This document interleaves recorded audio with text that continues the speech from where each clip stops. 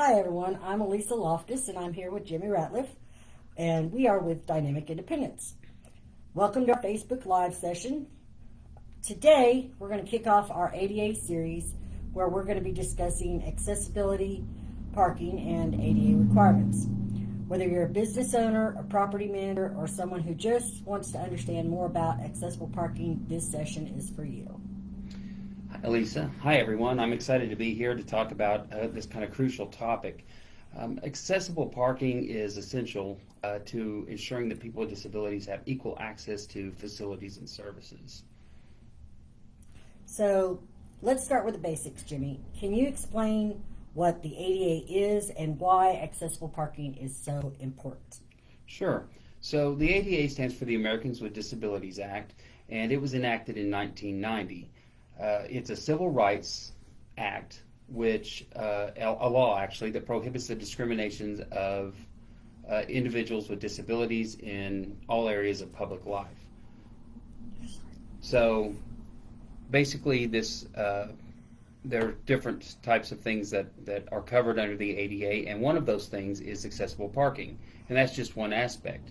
It's ensuring that people with disabilities can get into buildings, businesses, and access services easily and safely. Interesting. Are there specific dimensions or features that these accessible parking spaces need to have? Yeah, absolutely. So there are several key requirements, and first, that's the number of accessible parking spaces that are required will depend upon the total number of spaces that are within that parking lot area. For example, if there are 1 to 25 spaces, then one accessible parking space would be required, and for above that, there would be a ratio where that would increase. So between 26 and 50, you would need 2 spaces, and so on. So as the number of parking spaces required increases, the accessible need as well. Okay, so what about the location of these parking spaces? Is there a requirement for where they should be situated in the parking lot? So, yeah, accessible parking spaces really need to be as close to an accessible entrance as possible. That also includes some dimensions, and that would be that these accessible spaces need to be at least 8 feet wide with an access aisle on one side to kind of denote that that's an area that's for accessible parking. It also gives more room if people were using mobility equipment or other accessible equipment to get in and out of their vehicle there. As we continue to look at it, you may end up having to have like a wheelchair lift, so that would also meet that requirement as well to have that extra space.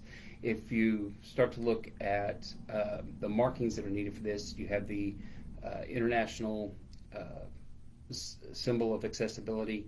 That's the kind of wheelchair outline that you see on a lot of accessible parking. Also, certain signage at a certain height is also required at that point. Right, and so that signage that's on the ground, that's not actually the only thing that's required, right? Right. Realistically, what really you need to have are the signages that are posted on a pole in front of those parking areas. It is nice to have both the signage and the decal, the international symbol, but the signage is the most important designation for that spot. Right, and when I go back to the location of these parking spaces, do they have to be right at the front of the building, or is there a position that is required? So accessible parking spaces, they need to be located to the shortest accessible route to the accessible entrance of the building or facility. If there's multiple accessible entrances, then the ideal thing would be to have multiple accessible parking spaces that are close to those accessible entrances. Right, more or less like in the direct route of, so that In they the don't have direct to go route, too far. yes. Okay, Absolutely. that's really helpful. So are there any penalties for businesses or properties that don't comply with these requirements? Absolutely, yeah. There can be significant penalties for noncompliance. Businesses and property owners can face fines. They might also be required to make costly modifications to bring their properties and facilities up to compliance. Non-compliance can also lead to lawsuits, which can be expensive and damaging to a business's reputation. So if you want to be inclusive and ensure that everybody can access your business, you don't want to get the reputation that you're somebody who isn't welcoming of somebody who maybe has a disability because you're not willing to make these modifications. Well, so the compliance is not only important for accessibility, but also for avoiding legal and financial repercussions. So what advice would you give to businesses looking to ensure that they meet ADA requirements for parking? My advice would be to have a thorough assessment done of the parking facilities or their facility in general. But since we're talking about parking, specifically the parking facilities, this can be done by any kind of consulting firm that has an accessibility expert who can identify areas of non-compliance and recommend necessary changes. It's also important to regularly maintain your property and ensure that you keep those accessible areas updated so that they continue to meet ADA standards. Great advice, Jimmie. So before we wrap up, are there any resources or organizations that you would recommend for businesses or individuals seeking more information on ADA compliance? Yeah, absolutely. So the ADA National Network is a fantastic resource that provides this type of information and guidance and training on the ADA. The U.S. Department of Justice website also has comprehensive resources and technical assistance materials. Additionally, local disability advocacy organizations like us here at Dynamic Independence, we can also be a valuable source of support and information. If people have questions on designs or if they meet certain measurements or requirements, then we can help find that information. Awesome. Thank you so much, Jimmie. This has been incredibly informative. I hope our viewers now have a better understanding of accessibility parking and ADA requirements. If you viewers have any questions or need further assistance, feel free to leave a comment below or reach out to us directly. Our telephone number is 918-335-1314, or you're welcome to stop by anytime between 9 to 4, Monday through Friday, at 1110 Southeast Frank Phillips Boulevard here in Bartlesville. And thanks for tuning in.